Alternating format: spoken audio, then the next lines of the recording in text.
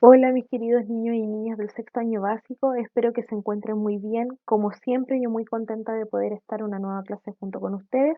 Y como saben, hoy día nos corresponde hacer el análisis sobre la novela El terror del sexto B, ¿cierto? Esta novela pertenece a la autora Yolanda Reyes, ¿ya? Y vamos a saber un poquito más de ella. Recordemos que es muy importante siempre saber un poco más o profundizar en la vida del autor para saber cuáles son sus aspiraciones, motivaciones que lo llevaron a escribir este tipo de relatos, ¿cierto? Bueno, Yolanda Reyes nació en Bucaramanga, en Colombia, en el año 1959. Ella es licenciada en educación con especialización en filosofía y literatura de la Universidad Javeriana de Bogotá. También realizó estudios de lengua y literatura española en Madrid, España. Su trabajo siempre estuvo vinculado con programas de animación a la lectura que fueron dirigidos a padres, a profesores, bibliotecarios, etc. Eh, Actualmente dirige Espantapájaros, que es un taller del cual también es fundadora, y hizo un proyecto cultural que tiene por objetivo mostrar a los más pequeñitos, ¿cierto?, el universo de la literatura. La obra más representativa de su vida es justamente El terror del sexto B, que fue publicada en el año 1995 y le ha otorgado importantes reconocimientos. O sea, si se dan cuenta, chicos, esta historia, esta novela que escribió en el año 1995 sigue igual de vigente porque es una historia en verdad muy, muy buena y muy entretenida para todos los estudiantes, ¿ya? Bien, vamos a comenzar entonces relatando qué fue ocurriendo en cada capítulo. ¿Ya? Yo les puse una imagen representativa de cada capítulo y en verdad son las imágenes que aparecen en el texto. Aparecía una imagen por cada capítulo. Bueno, como ustedes saben, el primer capítulo corresponde a Frida. Esta historia consistía en que las vacaciones finalizaban para Santiago, ¿cierto? Este chico era Santiago y en una de en las vacaciones conoce a una chica llamada Frida, ¿cierto? Bueno, esta chica llamada Frida viene desde muy lejos a visitar a sus abuelos colombianos eh, y juntos viven muchas aventuras de verano, un romance, ¿cierto? Él le enseña a decir algunas palabras, y así sucesivamente. Pero cuando se acaba la magia, cuando Frida tiene que volver entonces a su país natal, este chico queda bastante triste y tiene que volver a la sala de clases nuevamente ya sin su amor de verano. En esta instancia, cuando vuelve a la sala de clases, el profesor, como cada año, le pide que por favor realice una composición. Y lo típico, le dice, por favor, escriba una composición de qué se trataron o qué hizo usted para sus vacaciones, ¿cierto? Entonces, en este relato, el niño comienza a narrar que se había enamorado de una niña sueca, ¿cierto? Que se llamaba Frida, que venía desde muy lejos, que él estaba sufriendo mucho porque de tan solo recordarla y que él era una persona diferente después de haberla conocido. Él dijo textual en el libro, hay un Santiago antes de Frida y después de Frida, ¿cierto? También dice que le duele no tenerla cerca y sin embargo, después de narrar todo esto, él despierta de la realidad y le muestra al profesor la misma composición que le muestra todos los años, donde decía textual, en mis vacaciones no hice nada especial, no salí a ninguna parte, me quedé en casa, ordené el cuarto, jugué fútbol, leí muchos libros, monté bicicleta, etcétera, etcétera.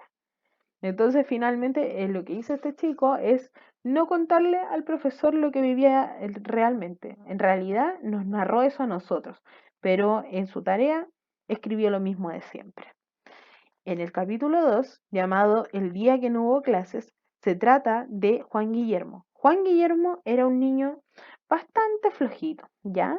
Él tenía que hacer sus tareas del colegio, que las fue postergando, postergando día tras día. Entonces él decía, por ejemplo, ya voy a hacer la tarea un día viernes, no la hacía. Voy a hacerla el sábado, no la hacía. Y así siempre iba dejando las tareas para después. Y mientras él estaba entreteniéndose ahí con la televisión, y siempre estaba con la simple disculpa de lo hago después. Así transcurrió todo el fin de semana atormentado por no realizar las tareas y bueno, adoptó la idea de que cuando llegara el día lunes mejor se le iba a copiar al compañero, ya las tareas de matemática. Así que llegó el día lunes y este niño se levantó atrasado para el colegio. A todo esto, dentro de las preguntas voy a preguntar sobre lo siguiente. El niño, con uno de los programas que se distrajo bastante bien viendo televisión, fue un programa de magia donde doblaban un tenedor y él había intentado hacer lo mismo. Ya eso es pregunta de la evaluación. Bueno, el niño tomó muchas distracciones aparte de la televisión, llegó el día lunes y finalmente, y para variar, estaba atrasado. Despertó a la mamá, que la pobre estaba en pijama y en bata, fue a dejarle atrasado al colegio. Iban en el camino en el auto y el auto queda en pane, ¿cierto? Se para el auto, la mamá empieza a dárselas de mecánica, dice el niño, y revisó todo el auto, revisó el motor, etcétera. Finalmente, de una pura pata, el auto anduvo. eh, e hizo lo imposible por llegar al colegio lo más rápido posible, ¿ya? Bueno, finalmente llegó al colegio, al cuarto básico, a su clase de matemática, y Guillermo se dio cuenta de que no había compañeros, no había profesores, no había nada, y las salas estaban vacías. O sea, el lunes al que él le tenía tanto miedo, que además no habían tareas, tampoco habían clases, o sea, que habían tareas, no habían clases. ¿Ya? Así que el niño tuvo mucha suerte. Y pobre de la mamá, ¿cierto? Que se tuvo que levantar ahí con pijama y todo a dejarle al colegio. Bien, el tercer relato, entonces la tercera historia se llama Un árbol terminantemente prohibido. Y ahí pueden observar ustedes en la imagen, disculpen, pueden observar ahí ustedes en la imagen que hay un cartel que dice prohibido faldas cortas, prohibido botines, prohibido revistas de Batman, prohibido subirse al árbol y requete súper prohibido, ¿cierto? Consumir chicle en el establecimiento. O sea, este colegio se caracterizaba por prohibir muchas cosas. Masticar chicle estaba literalmente prohibido por el manual de convivencia porque era el enemigo número uno de los profesores del colegio. Sin embargo, los alumnos hacían caso omiso, igual consumían chicle. Y los alumnos del quinto A entonces rompían las normas, masticaban chicle de forma muy exagerada y como se dieron cuenta que ya no les quedaban más lugares para seguir escondiendo chicle debajo de las mesas, debajo de la silla y todo lo que se les ocurriera, empezaron a enterrar los chicles en el jardín de la escuela. Y no saben lo que pasó.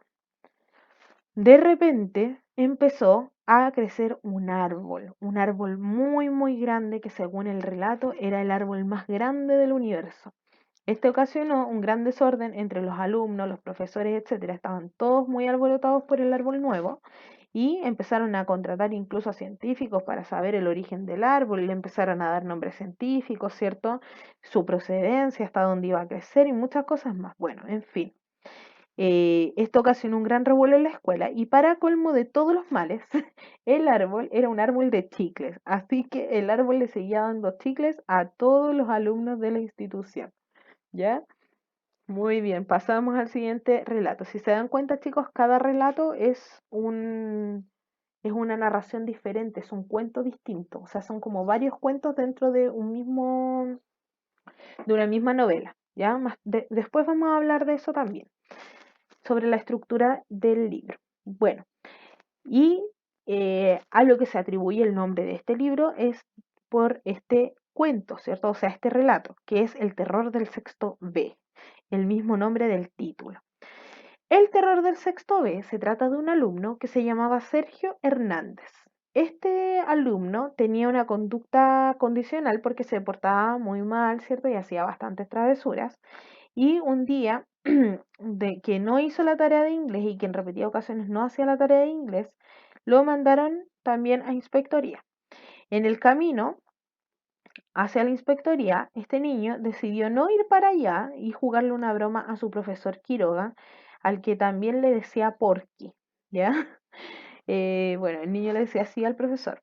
Se metió en la sala del lado, donde estaba haciendo clases el profesor Porky, se metió a la sala del lado de materiales didácticos, ¿cierto? Donde estaban todas las cosas didácticas que se guardan, entre ellos un esqueleto de juguete, ¿cierto? Para muestra. Y bueno, se esconde aquí este niño, agarra el esqueleto con cuerdas y lo asomó por la ventana y empezó a manejarlo como una marioneta macabra. Entonces hizo que este esqueleto participara durante la clase y que el profesor viera al esqueleto a través de la ventanilla que daba con la sala donde estaba este niño.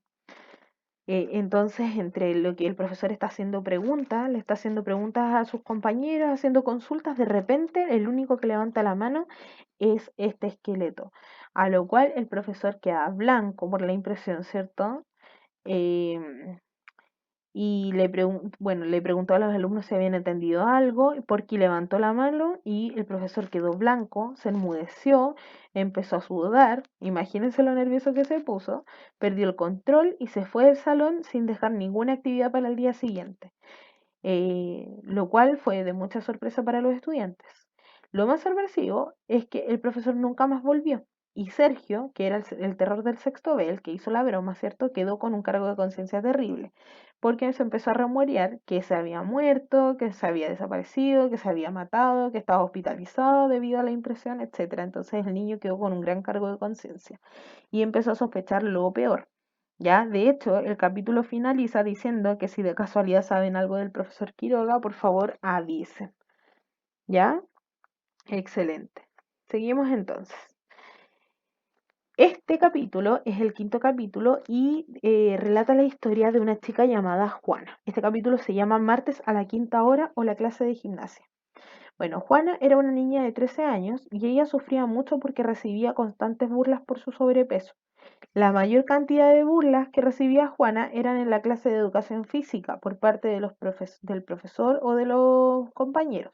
Así que para ella era un martirio que la vieran con buzo, que la vieran haciendo actividades físicas y siempre trataba de evitar esta clase a como de lugar. A tal punto llegó su rechazo por la clase que ella llegó a inventar que siempre le dolía el estómago, llegó con cuello ortopédico, llegó con yeso, incluso se rompió el brazo de verdad para no tener que hacer educación física y no asistir a la clase. Bueno, pero un día Juana dijo, ya, basta, basta, y le gritó al profesor de educación física, le dijo que no iba a hacer nada, el profesor se enfureció con ella, pero ella muy relajada por fin le dijo, basta, después de todo lo que sufrió porque de verdad que ella lo pasó muy mal con esta situación de no saber cómo evitar la clase. Hasta que dijo basta, el profesor se enfureció, pero parece que esta fue la solución porque finalmente nunca más recibió órdenes del profesor, que la hostigaba demasiado para hacerla rendir más allá de las capacidades de lo que ella podía. Así que ahí pueden ver esta gloriosa imagen entonces del profesor ahí muy enojado. El siguiente capítulo se llama Saber Perder. Este narra la historia de Federico Nieto. Federico Nieto era un deportista, ya un nadador. Él se destacaba como nadador.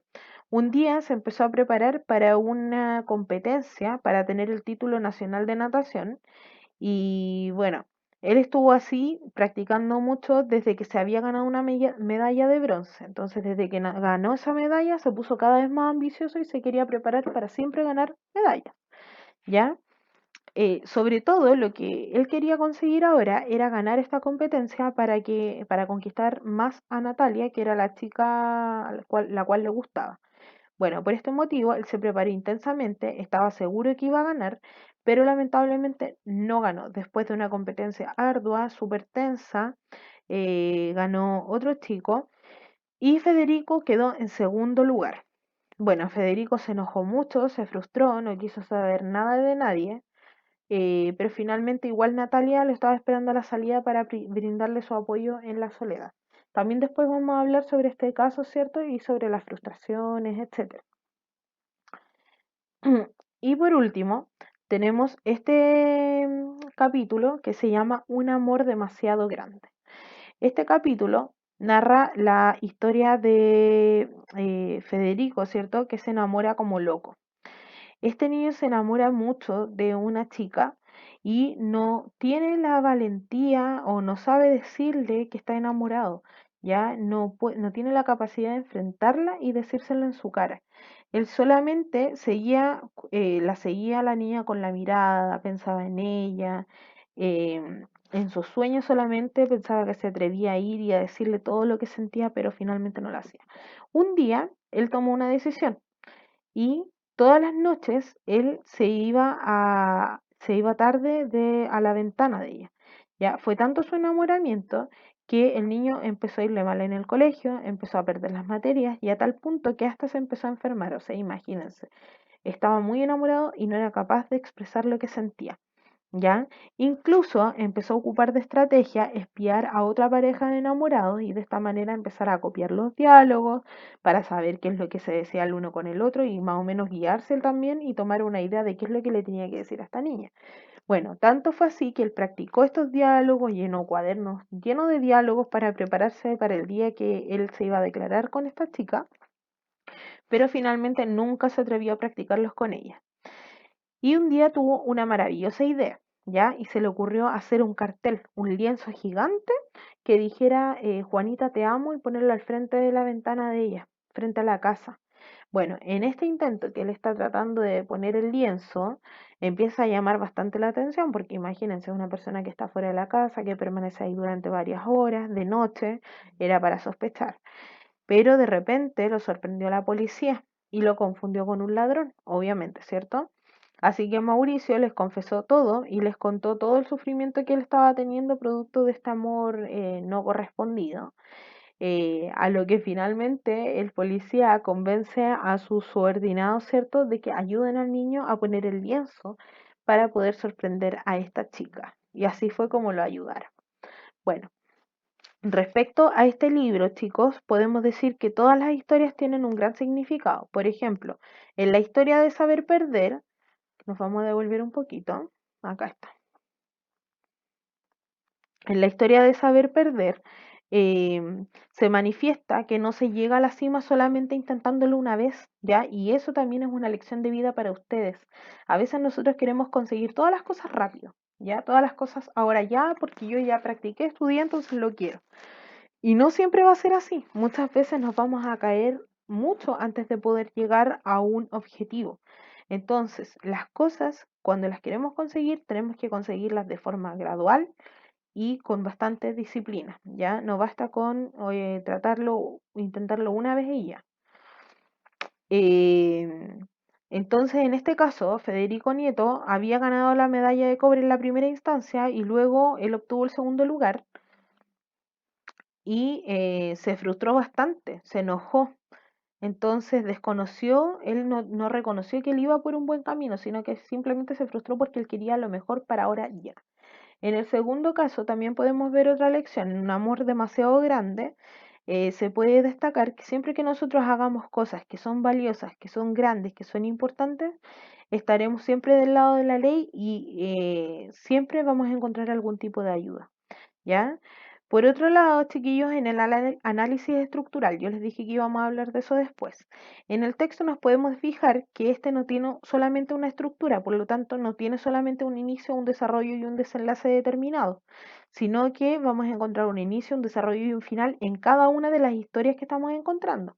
Ya, por ejemplo, en esta historia tenemos inicio, desarrollo y desenlace, en esta tenemos otro inicio, desarrollo y desenlace, y en esta tenemos otro inicio, desarrollo, desenlace y así en cada una de ellas, ¿cierto? En cada capítulo.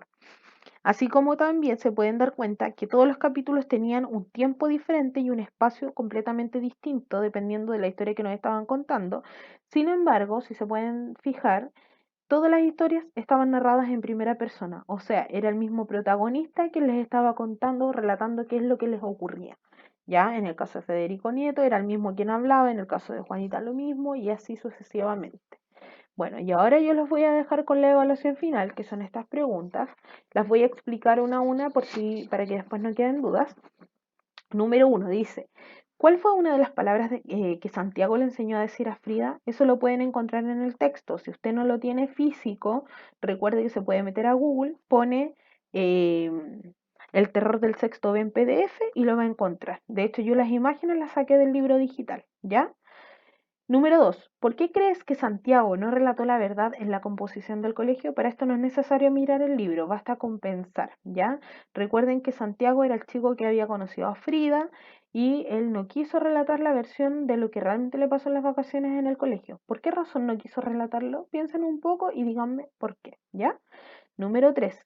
¿En qué consistía el programa de magia con el que se distrajo Juanji? Lo mencioné, ¿cierto? Juangui, perdón, de Juan Guillermo. Lo mencioné en un momento, me detuve a decírselos. Ya, así que búsquenlo por ahí. Pregunta explícita. Número 4. ¿Qué opinas sobre la actitud que tenía el profesor de educación física con Juana? ¿Era buena, era mala, cierto? ¿Por qué? ¿Y qué habrías hecho tú en su lugar? O sea, ¿qué habrían hecho ustedes en el lugar de Juana? Ella constantemente era hostigada, se sentía perseguida, lo pasaba mal en clases, pero ella aguantó mucho hasta el punto que le gritó al profesor. ¿Qué hubiesen hecho ustedes en el lugar? ¿También hubiesen aguantado hasta el punto de gritarle o hubiesen tomado otra medida? Ya me gustaría saber sus opiniones. Número 5. ¿Cuál era la principal característica del colegio con el árbol de chicles? Recuerden que este colegio tenía un exceso de algo. ¿Qué cosa era? Pueden fijarse en el cartel que yo puse en la imagen anterior, se van a dar cuenta inmediatamente, ¿ya? Número 6. ¿Crees que finalmente Sergio se arrepintió de la broma que le hizo el profesor Porky? Justifica. Recuerden que Sergio es del caso de el terror del sexto B, que le había hecho la broma con el esqueleto al profesor. ¿Ustedes creen que se arrepintió de la broma que hizo? ¿Sí o no? ¿Y por qué? Número 7. ¿Qué le pasó finalmente al profesor Quiroga en el texto?